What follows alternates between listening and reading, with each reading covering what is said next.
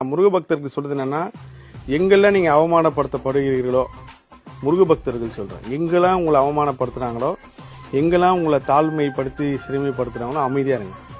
ஏன்னா இதுல எனக்கு முருகர் நான் சொல்ல இப்ப ஆன்மீகத்துக்கும் அறிவுக்கும் சம்மந்தமே கிடையாது. ஒரு ஆன்மீகவாதி அறிவாளியா இருக்குன்னு அவசியமே கிடையாது, அனுபவவாதியா தான் இருக்கணும். ஒரு ஆன்மீகவாதிக்கு அனுபவம் தான் ஃபர்ஸ்ட். அறிவு இருக்கிறவங்க எல்லாருமே ஆன்மீகவாதி கிடையாது. ஆன்மீகத்துக்கு முதல்ல அனுபவம் தான். அந்த அனுபவம் எப்படி வரும்னா, இறைவன் நம்ம கிட்ட பேச ஆரம்பிப்பார். இறைவன் ரூபத்திலே பேச மாட்டார். எனக்கு ஒரு சம்பவம் நடக்குது. ஒரு கோவில்ல நான் அவமானப்படுத்தப்படுறேன். அந்த கோவில்ல ஒருத்தர் கேக்குறாரு, ஜேஎஸ்கே கோபினா யாருங்க, அவர் சொன்னா உள்ள விடணுமா அப்படின்னு சொல்லி ஏதோ ஒரு விஷயம் கேக்குறாங்க. அப்ப எனக்கு அது பார்த்துட்டு நான் எதுவுமே சொல்லி, இதே முன்னாள் நம்ம பழைய கோபியா இருந்தா பயங்கரமா அந்த இடத்துல ரியாக்ட் பண்ணிருப்போம்ல.